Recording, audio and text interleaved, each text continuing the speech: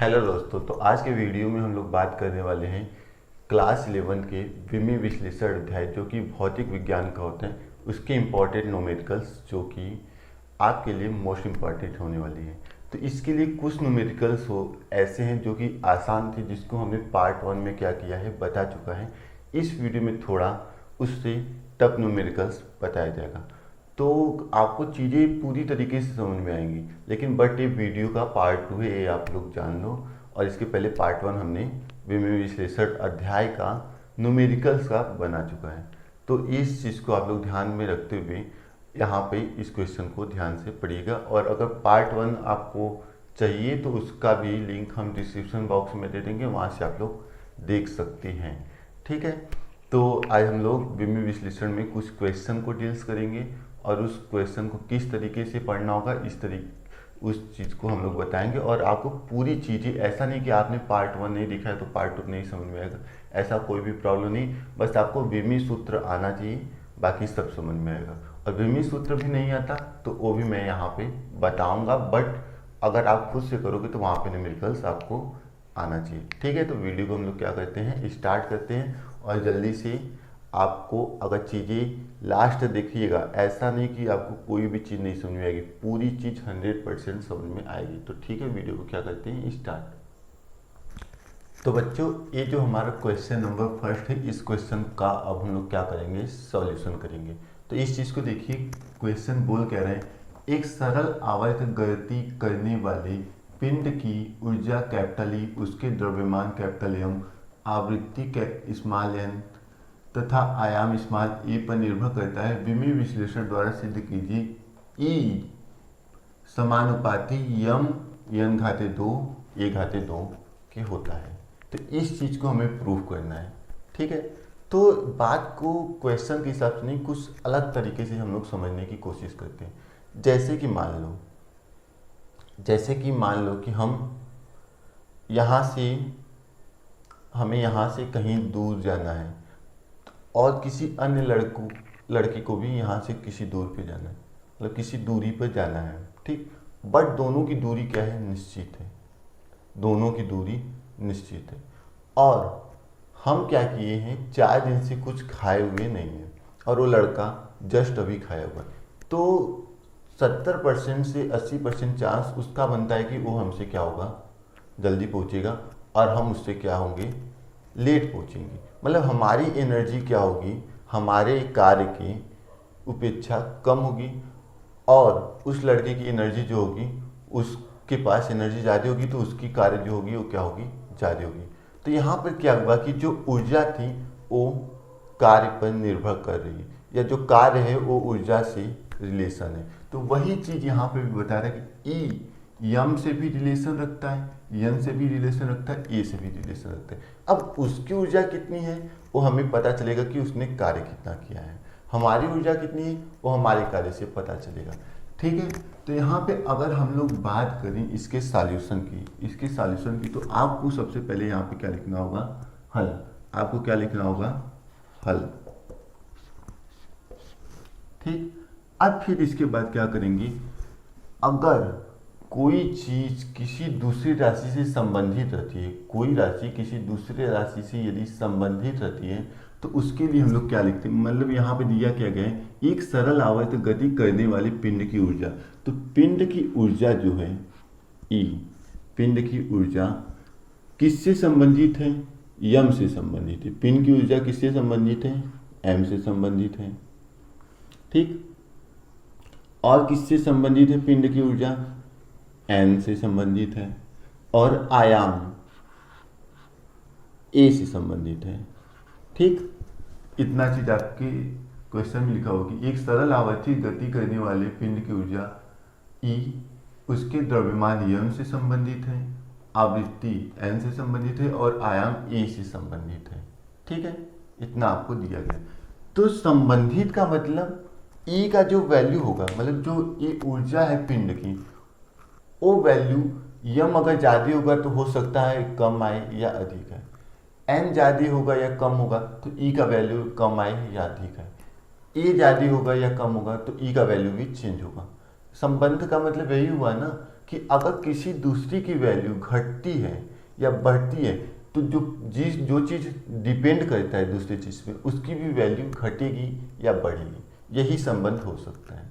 ठीक है, तो यहाँ पर अगर ए की बात करें तो ई प्रोपोर्शनल मान लेंगे यम, ई प्रोपोर्शनल मान लेंगे एन, ई प्रोपोर्शनल मान लेंगे ए।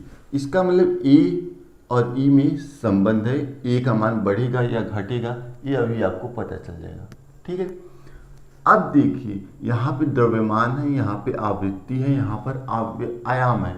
ठीक है, तो इसके लिए यहाँ पे यम घाते हम लोग ए लिखेंगे, एन घाते बी लिखेंगे और ए घाते सी लिखेंगे। ठीक, यहाँ पे सब हम लोग कैपिटल लेटर लेंगे क्योंकि यहाँ पे जो ए यूज किया गया वो स्मॉल है। ठीक है, इतना बात आपको समझ में आ चुकी होगी। अब बात यहाँ पे आया कि हमने ए बी सी घात में क्यों लिया है, क्यों लिया है। इस बात को ध्यान रखने के लिए हम लोग क्या करेंगे कि हमने घात में ये सब चीज़ें क्यों लिए, तो उसके लिए देखिए हम लोग जब भी किसी राशि का विमिय सूत्र लिखते हैं, किसी राशि का विमिय सूत्र लिखते हैं तो उसमें यम घाते 2, यम एल घाते 2 या एल घाते -2, एन घाते मतलब इस तरीके से T power -2, T power -1, theta power -1, तो ये सब चीज़ें वहाँ पे क्या होती हैं, रहती हैं। तो इसका मतलब जो विमिय सूत्र होगा उसमें भी चेंज होगा। और कोई भी राशि होता है उसका मात्रक भी होता है, जैसे कि मान लो अगर चाल का मात्रक हम लोग बात करें तो उसका मीटर पर सेकेंड होगा, त्वरण का मात्रक बात करें तो मीटर पर सेकेंड स्क्वायर। तो इस तरीके में यहाँ पर स्क्वायर आपको देखने के लिए मिल रहे हैं, तो ये सब चीज़ें मिल रही हैं। तो ए बी सी हम लोग कांस्टेंट के रूप में माने हैं। अभी हमको क्या होगा, ए बी सी का वैल्यू मिल जाएगा और ए का वैल्यू जब निकालेंगे तो यम की पावर यहाँ पर कितना है 1 है, तो ए का वैल्यू 1 आना चाहिए। ठीक है, एन के पावर 2 है तो जो बी यहाँ पे देखिए बी का वैल्यू 2 आया है। यहाँ पे सी है तो यहाँ पे ए पावर कितना है 2, तो इसका मतलब सी पावर 2 है।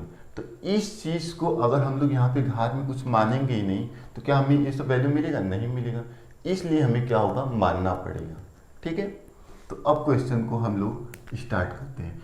तो ई क्या होगा, प्रोपोर्शनल टू होगा यम घाते ए, ई प्रोपोर्शनल टू एन घाते बी और ई प्रोपोर्शनल टू ए घाते सी की होगा। ठीक है, अब हमें सिद्ध करना है, तो इसका मतलब क्या होगा, इसका मतलब ई प्रोपोर्शनल यम घाते ए, एन घाते बी और ए घाते सी।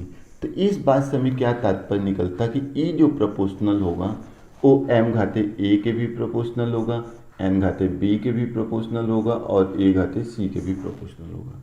ठीक है, अब इस प्रोपोर्शनल को हम लोग क्या करेंगे, हटाएंगे। तो ई, अब प्रोपोर्शनल को जब हम लोग हटाते हैं तो कोई कांस्टेंट लेते हैं, मान लेते हैं यहाँ पे कांस्टेंट के है और ये क्या हो गया, यम घाते ए, एन घाते बी और ए घाते सी हो गया। ठीक है, इतना चीज़ें आपको समझ में आ गई।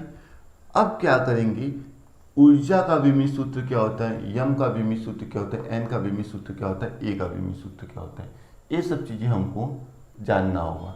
ठीक है, तो ऊर्जा का जो ई होता है, ई, इसको क्या बोलते हैं, ऊर्जा का विमा, ऊर्जा का विमा क्या होता है, M L square T power -2। एक इसका विमिय सूत्र होता है, ऊर्जा का विमिय सूत्र होता है। इस विमिय सूत्र को चाहेंगे आप तो निकाल भी सकते हैं और यदि आपको याद है तो वहाँ पर निकालने की जरूरत क्वेश्चन में नहीं पड़ेगी।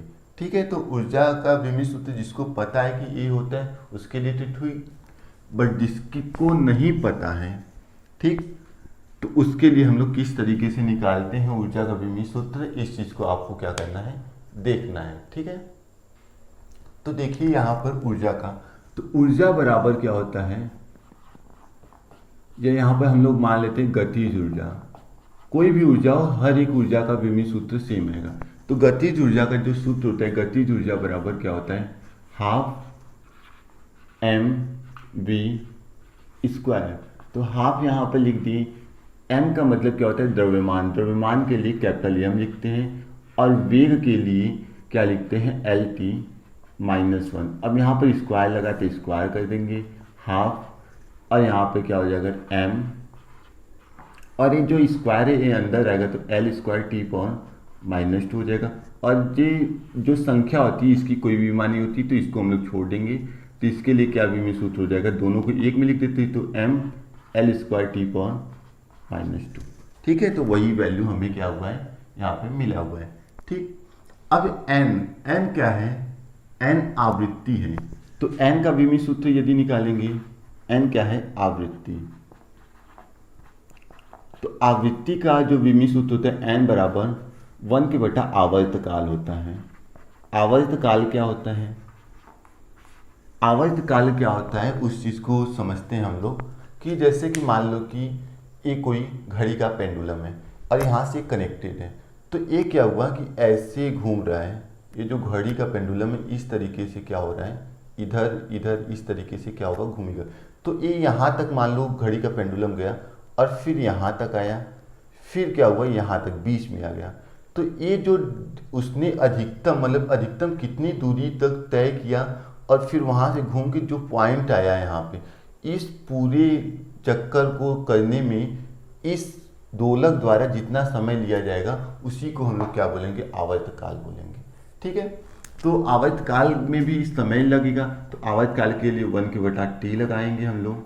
ठीक है, तो अब ये टी क्या होगा, ऊपर जाएगा, तो यहाँ पर क्या हो जाएगा, टी इनवर्स। ठीक, अब क्या है, आयाम। आयाम आयाम जिसको कि स्मॉल ए से लिखा गया है। तो आयाम का मतलब समझ लिया आप लोग कि आयाम होता क्या है। तो आयाम के लिए जैसे कि मान लो कि ये क्या है, घड़ी का पेंडुलम। अब ये अधिक मान लो कि ये जो घड़ी का पेंडुलम है यहाँ तक आया, ठीक, फिर ऐसे चलने लगा, फिर इस तरीके से चलते हुए यहाँ तक गया। ठीक, तो अधिकतम ये कहाँ तक जा रहा है, यहाँ से यहाँ तक जा रहा है, ये मध्य बिंदु हो जाएगा इसका मान लो, और इससे यहाँ तक दूरी ये अधिकतम तय कर रहा है। तो जो मध्य बिंदु है उससे अधिकतम कितनी दूरी तक पेंडुलम जा रहा है, उस विस्थापन को हम लोग क्या बोलेंगे, आयाम बोलते हैं। तो वो क्या होगा, मीटर सेंटीमीटर इसी चीज़ में होगा। तो उसके लिए लंबाई के लिए जो हमें विमी सूत्र लिखना होता है उसके लिए हम लोग एल लिखते हैं। तो यहाँ पर क्या सिंपली लिख देंगे एल, आयाम का विमी सूत्र। इतना बात आपको क्लियर हो चुकी होगी। यहाँ पे ऊर्जा का विमा M L square T power -2। अब हम लोग किसका लिखेंगे, आवृत्ति का विमा। आवृत्ति का विमा, आवृत्ति का विमा जिसको हम लोग किस अक्षर से लिखेंगे, आवृत्ति का विमा क्या निकालो, टी इनवर्स। ठीक, आवृत्ति को हमने स्मॉल एन से यहाँ पे प्रदर्शित किया हुआ है।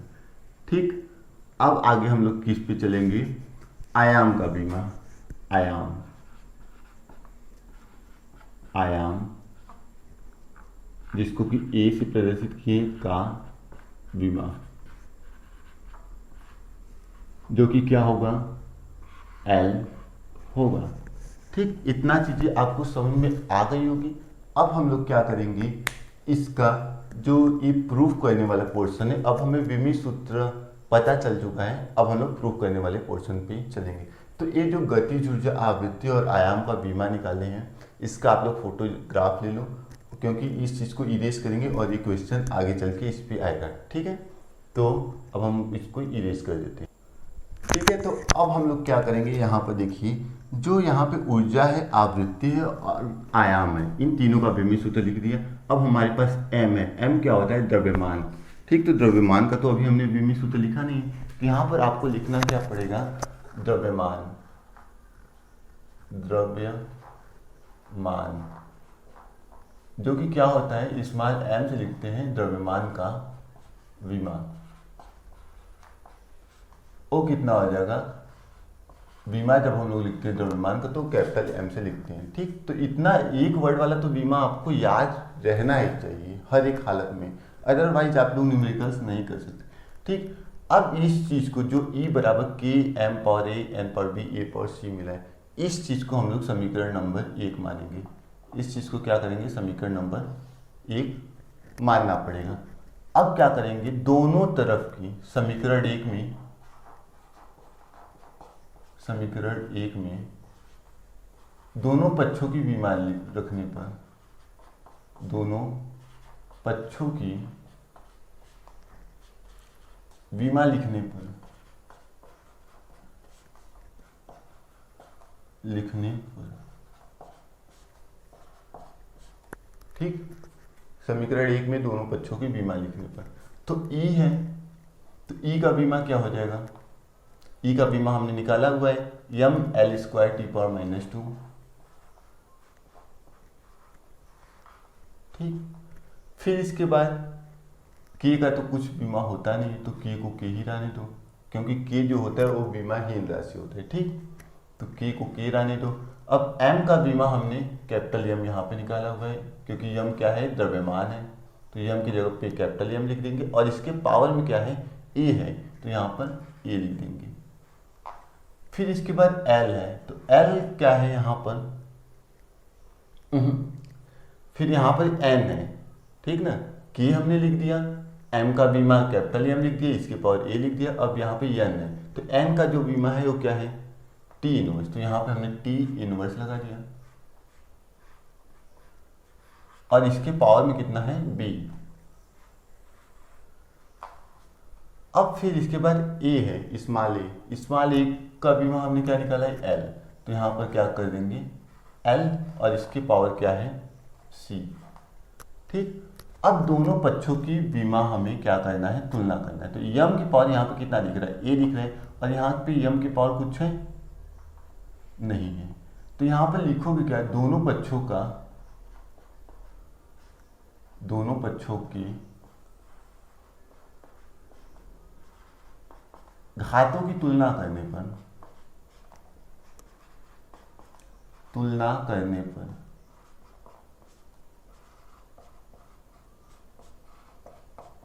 तो घात की दोनों पक्षों की तुलना करोगे, तो m की पावर यहाँ पर a दिख रहा है, यहाँ पे कुछ नहीं, तो इसका मतलब 1 होगा। तो यहाँ से अगर देखें तो हमें a बराबर क्या मिला है, 1 मिला है।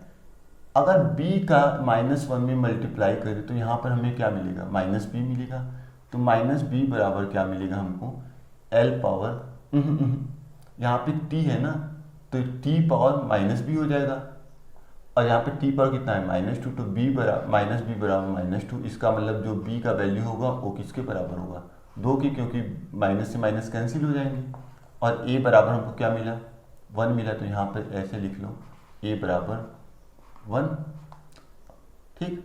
और यहाँ पर ऐसे लिख लो, माइनस से माइनस कैंसिल, b बराबर 2। अब यहाँ पे l देखो, तो l पावर क्या है, c है, और यहाँ पे l पावर कितना है, 2, तो इसका मतलब c बराबर क्या मिल जाएगा हम लोग को, 2 मिल जाएगा, ठीक। ये तीनों वैल्यू हमको क्या मिल गई। तो अब क्या करेंगे, ये जो समीकरण 1 दिख रहा है, इसमें हम लोग 1 2 2 ये तीनों वैल्यू क्या करेंगे, रखेंगे, ठीक। तो इस चीज को लिखिए, समीकरण 1 में a b c का मान रखने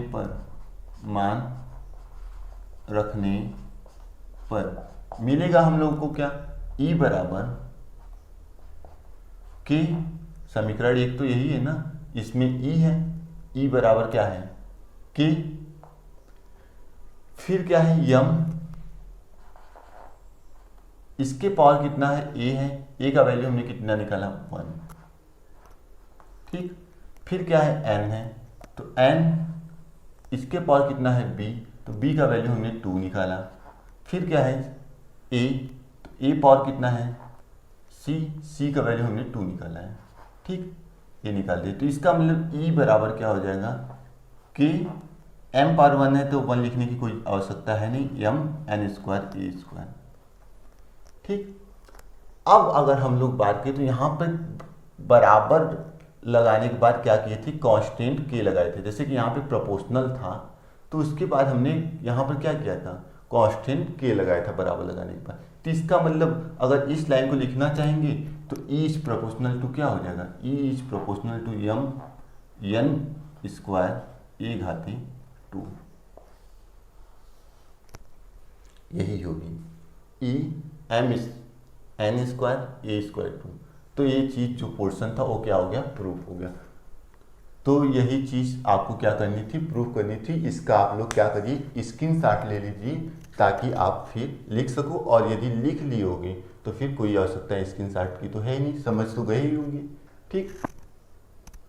हेलो बच्चों, तो इस क्वेश्चन को अगर आप लोग देखेंगे तो इसमें आपको क्या होगा कि कुछ चीज़ें पता रहनी चाहिए, जैसे कि प्रत्यास्थता ई है और जो घनत्व डी है, इसका विमिय सूत्र आपको पता होना चाहिए, तभी आप लोग क्या कर सकते हो, निकाल सकते हो। ठीक है। तो यहाँ पर देखिए आपको क्वेश्चन में क्या देखना पड़ेगा कि किसी माध्यम में ध्वनि की चाल v प्रत्यास्थता ई तथा घनत्व d पर निर्भर करती है। विमिय विधि से ध्वनि की चाल का सूत्र ज्ञात कीजिए। इस क्वेश्चन को हम लोग क्या करेंगे, सॉल्व करेंगे। ठीक है। तो यहाँ पे अगर सॉल्व करेंगे तो जो ध्वनि की चाल होती है, इसके पहले वाले क्वेश्चन में जो हम लोग अभी पढ़ के खाली हुए जस्ट, तो वहाँ पे अगर बात करें जानने की, तो हमें क्या मिला था, एक रिलेशन मिला था जो कि वहाँ पे एनर्जी में थी, और जो वहाँ पे ऊर्जा थी, इस सब चीज़ से ऊर्जा, द्रव्यमान और फिर आवृत्ति में रिलेशन था। तो उसी सेम तरीके से आपको ये भी क्या करना है, न्यूमेरिकल्स को सॉल्व करना है। अब किस तरीके से करेंगे इसको हम लोग देखते हैं। तो यहाँ पे किसी माध्यम में ध्वनि की चाल कितना है, v है। तो माध्यम में यहाँ पे लिख लीजिए, माना ध्वनि की चाल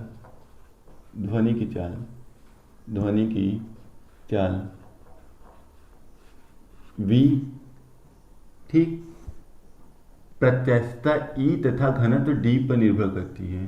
ध्वनि की चाल v, प्रत्यास्थता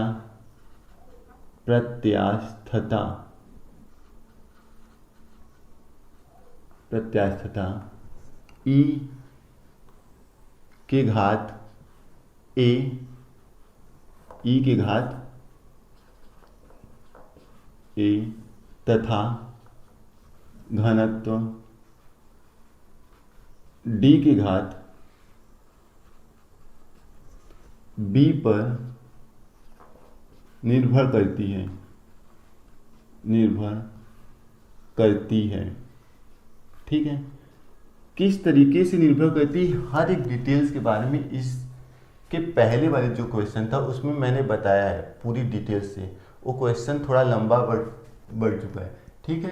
तो इसलिए इसको आप समझ गए होंगे कि किस तरीके से निर्भर करेगा। तो इसका मतलब जो v होगा वो प्रोपोर्शनल किसके होगा, e के होगा, और किसके होगा, d के होगा। और e के घात कितना माने हैं, स्मॉल a माने हैं, और d के घात कितना माने हैं, b माने हैं। ये रिलेशन किस तरीके से आया, इसके पहले वाले क्वेश्चन में डिटेल्स में हमने बताया है। ठीक है। तो वहाँ से आपको चीज़ें समझ में आ चुकी होंगी कि किस तरीके से निर्भर करता है। तो v is proportional to e घाते a और d घाते b। अब इस प्रोपोर्शनल को हटाएंगे तो v बराबर हमको क्या मिलेगा, कि e घाते a और d घाते b मिलेगा। ठीक, इतना चीज़ हमको मिल गया। अब हमें क्या होना चाहिए, प्रत्यास्थता का विमिय सूत्र ज्ञात होना चाहिए, और घनत्व d का हमें विमिय सूत्र ज्ञात होना चाहिए। तो यहाँ पे सबसे पहले प्रत्यास्थता का हम लोग विमिय सूत्र निकालेंगे। तो प्रत्यास्थता बराबर क्या होता है, प्रत्यास्थता बराबर होता है प्रतिबल के बटा विकृति। तो प्रतिबल बराबर क्या होता है, बल के बटा क्षेत्रफल। ठीक, प्रतिबल बराबर क्या होता है, प्रतिबल बराबर बल के बटा क्षेत्रफल। और विकृति बराबर क्या होता है, लंबाई में वृद्धि के बटा प्रारंभिक लंबाई। ठीक, प्रतिबल बराबर बल के बटा क्षेत्रफल और विकृति बराबर लंबाई में वृद्धि के बटा प्रारंभिक लंबाई। तो प्रतिबल का जो विमिय सूत्र आएगा वो क्या आएगा, बल का होता है जो विमिय सूत्र mL/(T⁻²), इतना तो आपको ध्यान रहना ही होगा। और जो क्षेत्रफल का विमिय सूत्र होता है वो L² होता है। तो इस तरीके से जो प्रतिबल का विमिय सूत्र हो जाएगा, L² ऊपर जाएगा तो mL/(T⁻²), और यहाँ पे L² ऊपर जाएगा तो यहाँ पर L⁻², हो जाएगा। अब दोनों को एक में लिख देंगे तो हमें क्या मिलेगा, m L पावर, यहाँ पे 1 है क्योंकि घात में कुछ नहीं, और यहाँ पे -2, तो यहाँ पे -2 में से 1 चला जाएगा, -1, और ये t पावर -2 आ जाएगा। ठीक, तो एक इसका विमी सूत्र है प्रतिबल का। ठीक, अब यहाँ पे लंबाई में वृद्धि, तो इसका लंबाई के लिए हम लोग L लिखते हैं, और प्रारंभिक लंबाई यहाँ पर भी लंबाई, तो इसके लिए L लिखेंगे। L से L कैंसिल हो जाएगा, यहाँ पे हमें कोई विमी सूत्र नहीं मिलेगा। ठीक, तो मतलब विकृति जो होती है वो विमाहीन राशि होती है। इस तरीके से अगर प्रत्यास्थता के लिए विमी सूत्र निकालें तो उसका भी विमी सूत्र क्या हो जाएगा, यही होगा, यम L इनवर्स t पावर -2, क्योंकि विकृति का तो कोई विमी सूत्र होता ही नहीं। तो यहाँ पे L पावर 0 करेंगे तो फिर क्या हो जाएगा, इसका वैल्यू 1 हो जाएगा, तो इसलिए हमें जो विमी सूत्र मिलेगा वो क्या मिलेगा, सेम यही मिलेगा, यम L इनवर्स t पावर -2 मिलेगा। ठीक, अब घनत्व का विमी सूत्र निकालें। घनत्व बराबर क्या होता है, द्रव्यमान के बटा आयतन होता है। द्रव्यमान के लिए हम लोग क्या लिखते हैं, कैपिटल एम, और आयतन के लिए लंबाई गुणी चौड़ाई गुणी मोटाई। तो इसके लिए लंबाई के लिए भी L लिखते हैं, चौड़ाई के लिए भी L लिखते हैं, और मोटाई के लिए भी L लिखते हैं। तो L ऊपर चला जाएगा, तो यहाँ पे क्या हो जाएगा, L घाते 3, तो यम, और ये क्या हो जाएगा, L घाते 3, इसको ऊपर भेजेंगे हम लोग, तो यम L पावर -3, क्योंकि ये नीचे है तो 3 है, और ऊपर जाएगा तो क्या हो जाएगा, -3। तो विकृति का जो प्रत्यास्थता है उसका विमी सूत्र हमें A मिल गया, और घनत्व का विमी सूत्र A मिल गया। तो यहाँ पे लिखेंगे क्या, सबसे पहले V क्या है, ध्वनि की चाल, तो यहाँ पे लिखेंगे V का विमा, V का विमा कितना है, चाल का विमा जो होता है वो क्या होता है, LT-1। ठीक, क्योंकि चाल बराबर दूरी के बटा समय, तो दूरी के लिए L लिखते हैं, बटा में समय रहता है तो समय के लिए T, अब ये T ऊपर जाता है तो -1 आ जाता है।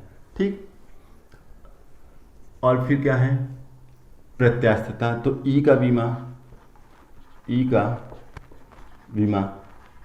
प्रत्यास्थता का विमा अभी हम लोगों ने क्या निकाला है, यम L इनवर्स t पावर -2, तो यहाँ पे क्या लिख देंगे, m L inverse t power -2। ठीक, फिर इसके बाद घनत्व का विमा, यहाँ पे लिख लो घनत्व का विमा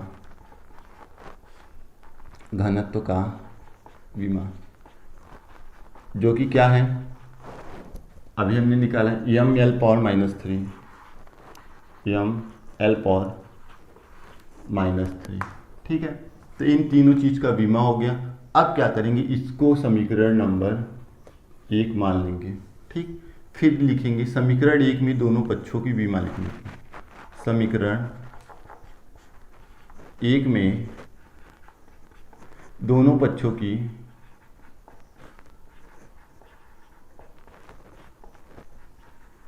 बीमा लिखने पर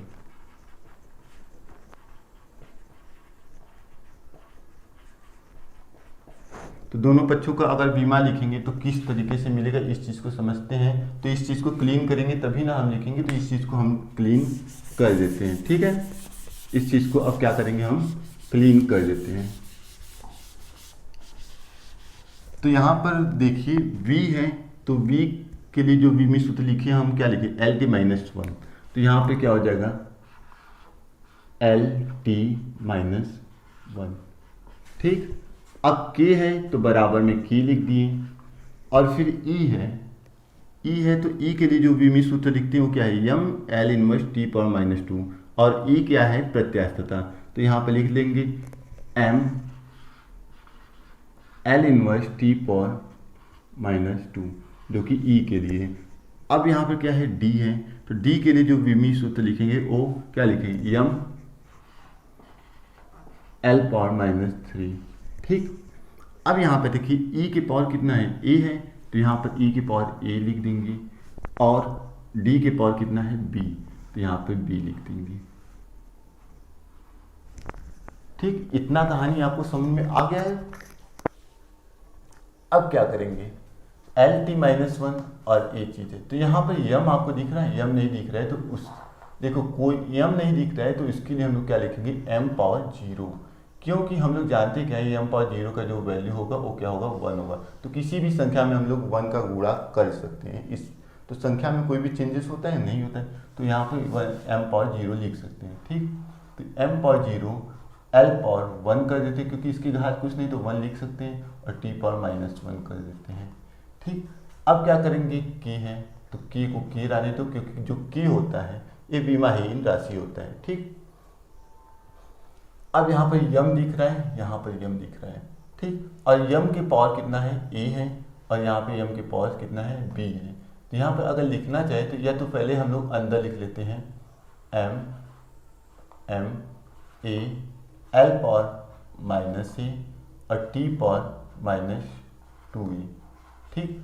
इसी तरीके से इसमें यम के पावर क्या लिख सकते हैं, यम पावर b और l पावर -3b, ठीक। अब क्या करेंगे हम लोग, दोनों का घात, जैसे यहाँ पे यम पावर a है, यम पावर b है, दोनों का यहाँ पे गुणा ही हो रहा है ना, दोनों अलग अलग ब्रैकेट में, तो इसलिए सेम नंबर रहते हैं तो उसमें क्या होता है, घात जुड़ता है। तो यम पावर क्या हो जाएगा यहाँ पे a plus b, l power कितना हो जाएगा -a -3b, और t पावर कितना हो जाएगा -2a। अब एक बराबर किसके हैं, इसके बराबर है, तो M power 0 l power 1 t power -1। अब क्या करोगे, दोनों पक्षों के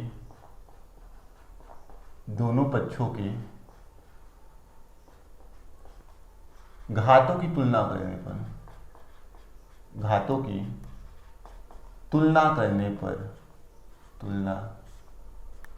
पर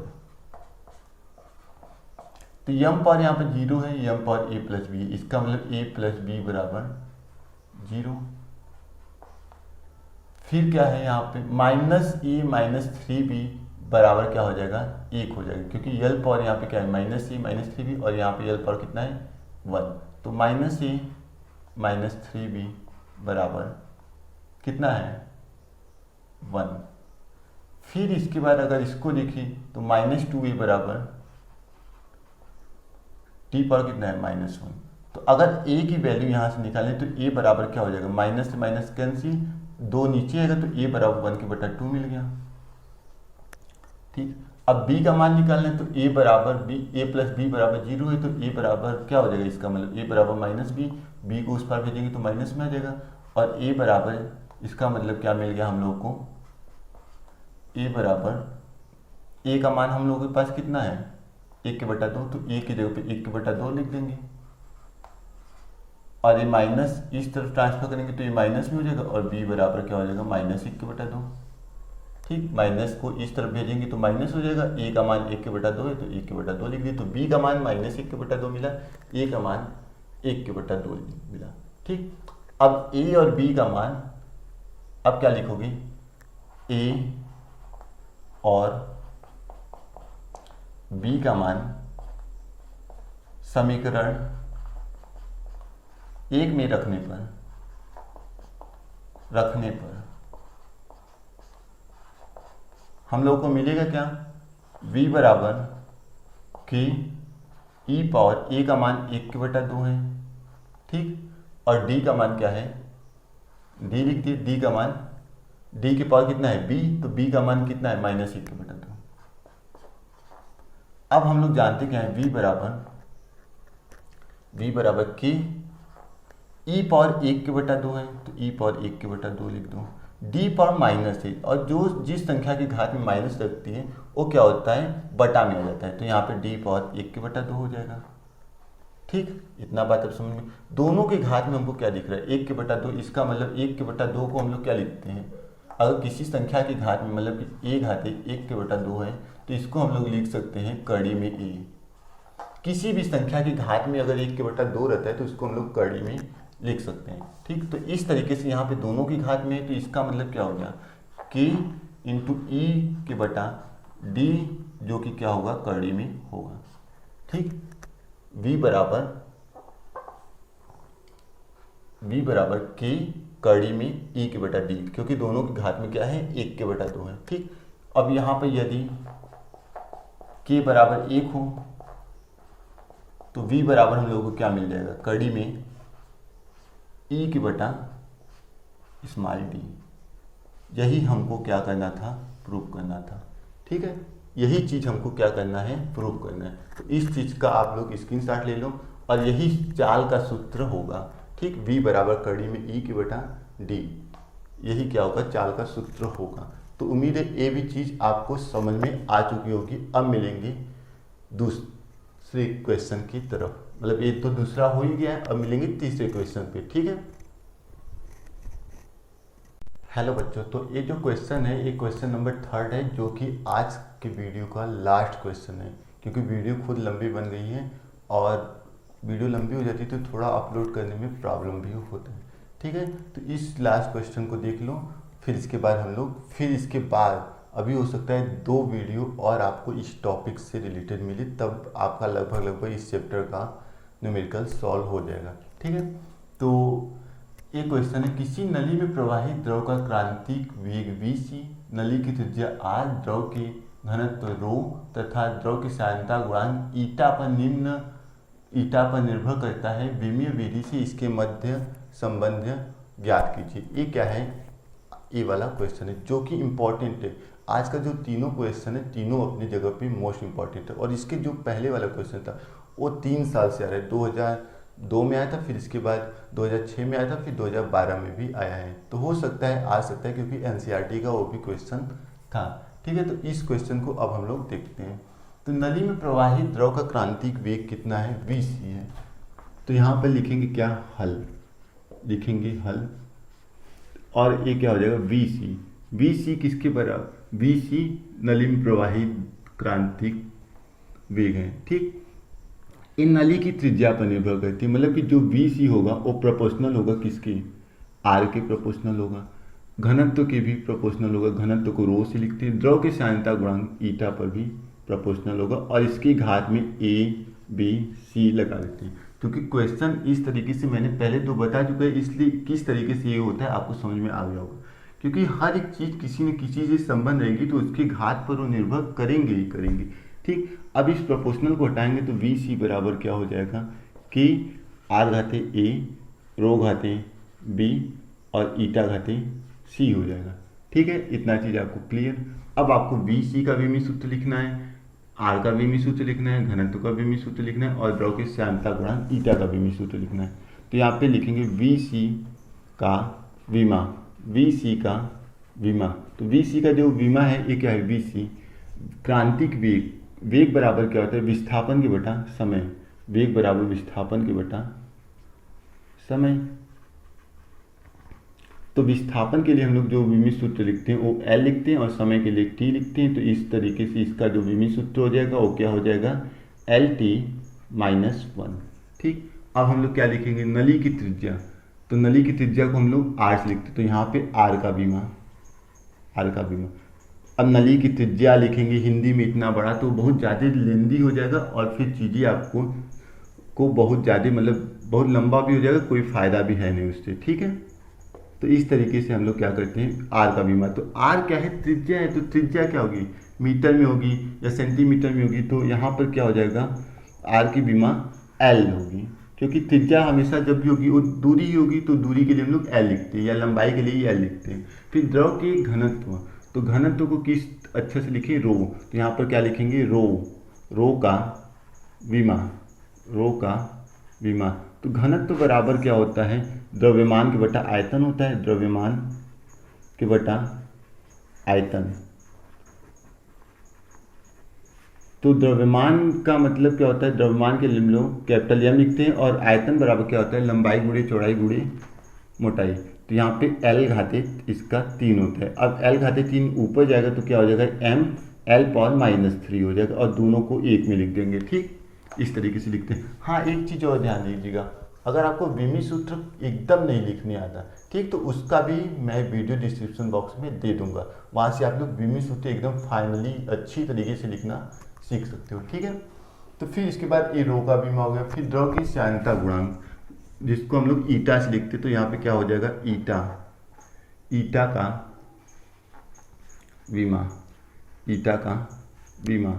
तो सान्द्रता गुणांक का जो विमिय सूत्र निकलेगा, सान्द्रता गुणांक बराबर क्या होता है, बल, सान्द्रता गुणांक बराबर बल के बटा क्षेत्रफल, बल के बटा क्षेत्रफल गुणे वेग प्रवणता, ये सब चीज़ें आपको याद रहेंगी, क्योंकि जो भी न्यूमेरिकल्स आपका होगा उसमें कोई एक राशि का विमिय सूत्र इस तरीके से जरूर दिया रहेगा जिसका कि आपको शायद ना पता हो। तो इसलिए आप सभी राशि का विमिय सूत्र निकालना अच्छी तरीके से सीख लीजिएगा।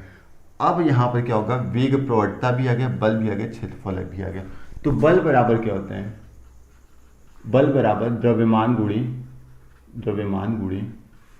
त्वरण। द्रव्यमान के लिए हम लोग जो विमिय सूत्र लिखते हैं वो कैपिटल एम लिखते हैं और त्वरण के लिए LT-2 लिखते हैं। तो दोनों को मिला के जो बल का विमिय सूत्र होगा MLT⁻²। ठीक। अब क्षेत्रफल बराबर क्या होता है, क्षेत्रफल बराबर लंबाई गुणे चौड़ाई। तो लंबाई के लिए L लिखेंगे और चौड़ाई के लिए भी L लिखेंगे, तो दोनों मिला के क्या हो जाएगा L²। ठीक। अब क्या करेंगे, वेग प्रवणता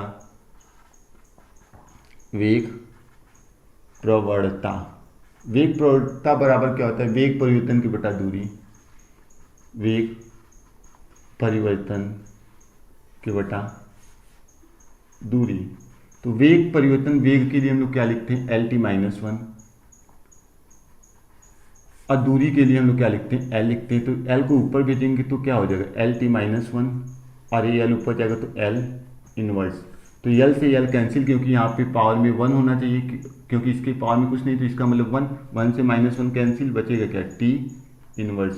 तो वेग प्रवणता का जो विमिय सूत्र हो जाएगा वो T इनवर्स।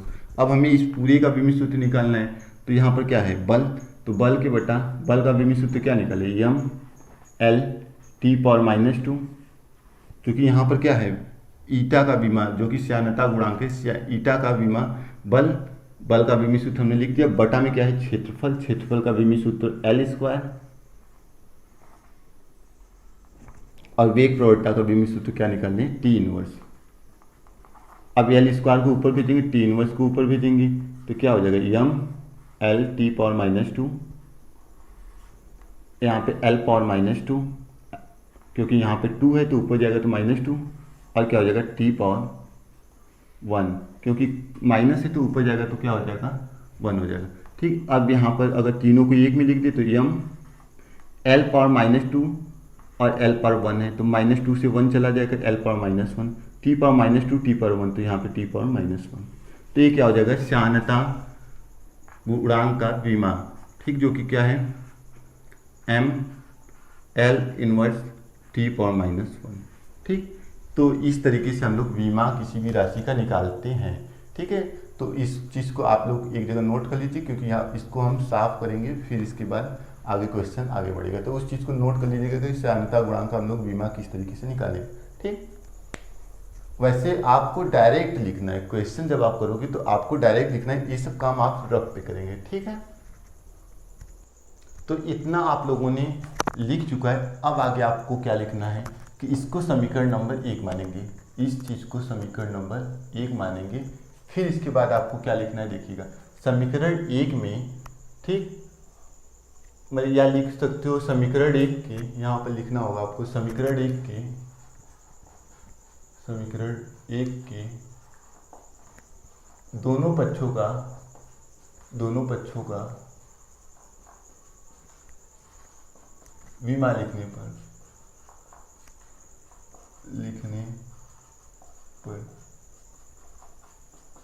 ठीक। तो BC का जो विमा होगा वो क्या होगा LT-1। तो यहाँ पे BC की जगह पे हम लोग क्या लिख देंगे LT-1 लिख देंगे, बराबर के R है, R का विमा हमने L निकाला है तो यहाँ पे L, इसके पावर R की पावर कितना है A, तो यहाँ पर A। ठीक। फिर रो है, रो का विमा हमने कितना निकाला है ML⁻3, तो ML⁻3 और रो की पावर कितना है B, तो हमने B लिख दिया। ठीक। फिर ईटा है, ईटा का विमा हमने कितना निकाला है ML इनवर्स T⁻1 और इसके पावर कितना है C, तो हमने C लिख दिया। तो यहाँ तक आपको समझ में आ चुकी होगी। अगर नहीं दिख रहा है तो इस चीज़ को देख लीजिए, LT-1 बराबर के L⁻A ML⁻3B ML inverse T⁻1 और यहाँ पे इसके पावर में सी है। अब क्या करेंगे, दोनों तरफ की दोनों पक्षों का हम लोग क्या करेंगे, कंपेरिजन करेंगे। बट यहाँ पे यल है, यहाँ पर भी यल है, यहाँ पर भी यल है, यहाँ पर यम है, यहाँ पर यम है। तो इस सब चीज़ का जो घात है उसको हम लोग एक नियम के हिसाब से लिखेंगे। तो यहाँ पे लिखे के, और एल पावर कितना है, ए, तो इसको हमने एल पावर ए अंदर लिख दिया। एम है तो एम पावर कितना है, बी, और यहाँ पे एल पावर कितना हो जाएगा, -3b। ठीक, इसी तरीके से यहाँ पे लिख दी एम पावर सी, एल पावर -c, क्योंकि -1 है यहाँ पे तो -c, और t पावर -c। ठीक, इधर क्या है, lt -1। अब दोनों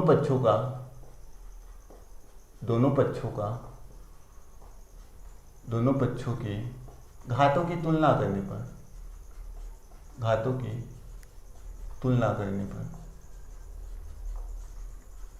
पर तो इसमें देखिए आपको यम नहीं दिख रहा है, यम दिख रहा है, नहीं दिख रहा है, तो इसका मतलब 1 का गुणा इसमें हो सकता है। और 1 को हम लोग m पावर 0 इस तरीके से तो लिख ही सकते हैं, क्योंकि किसी संख्या के घात में अगर 0 है तो उसका वैल्यू हमें क्या मिलता है, 1 मिलता है। तो यहाँ पे हम लोग क्या करेंगे, m पावर 0 अपने से लिख देते हैं ताकि चीज़ें और सही हो जाए। ठीक, अब क्या करेंगे, आपको यहाँ पर देखिए L दिख रहा है, M दिख रहा है, MC दिख रहा है, तो यहाँ पे m पावर 0 है तो 0 इधर लिख लो बराबर। ठीक, यहाँ पर m पावर कितना है, B, और m पावर C, तो सेम संख्या है तो दोनों का घात क्या हो सकता है, जुड़ तो सकता ही है। तो हम लोग क्या करेंगे, m पावर या m की घात कितना है, B और C है। ठीक, तो हम लोग क्या कर देंगे, B प्लस C।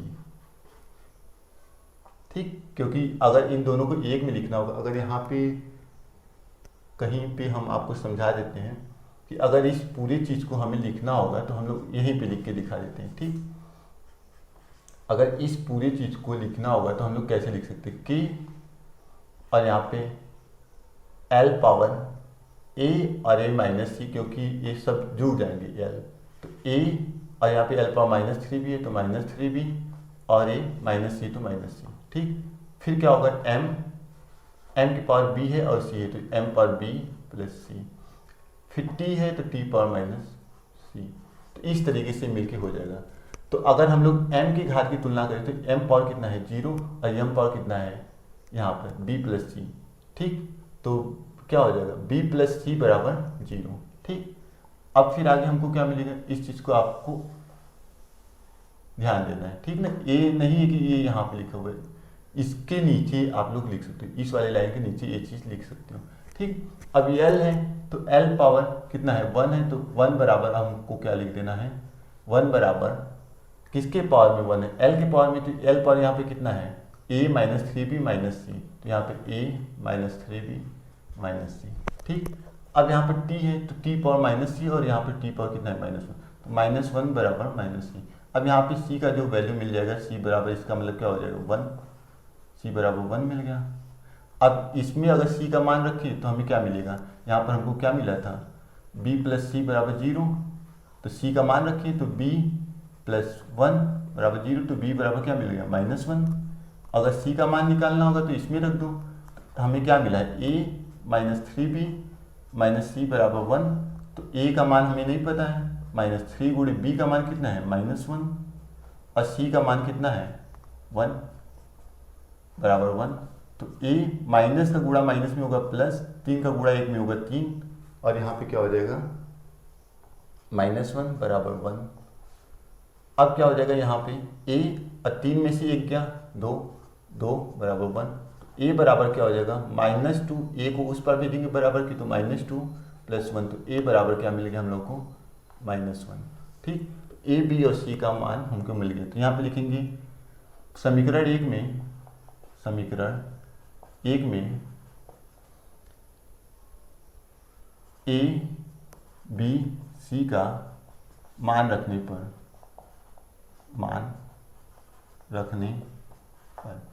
तो हमें क्या मिलेगा, VC बराबर k r घाते a है, a का मान हमने -1 निकाला तो r घाते -1, फिर क्या है, रो है, सेकेंड नंबर पे क्या है, रो है, रो पावर कितना है b, तो b का मान कितना है, -1, तो यहाँ पर भी -1 लिख दें। फिर ईटा है, ईटा लिख दिए, ईटा की पावर कितना है, सी का पावर 1। ठीक, अब इस चीज़ को हम लोग लिखना चाहे तो v पावर, यहाँ पे r की पावर -1 है और रो पावर -1, तो v बराबर की ईटा पावर 1 है, तो ईटा को ईटा इस तरीके से लिख देते हैं, और r और p को हम लोग क्या करेंगे, नीचे लिख देंगे बटा में, क्योंकि इसके पावर -1 है, तो यहाँ पे r और ईटा आ गया। ठीक, फिर यहाँ पे लिखोगे यदि k बराबर 1 हो तो हमें क्या मिल जाएगा, vc बराबर ईटा के बटा रो ईटा के बटा r इंटू रो। तो यही क्या है, संबंध था। तो ये इस क्वेश्चन का पूरा सॉल्यूशन है। इसका भी आप लोग क्या कर लीजिए, स्क्रीनशॉट ले लीजिए और इसको आप लोग अच्छी तरीके से लिख लीजिएगा।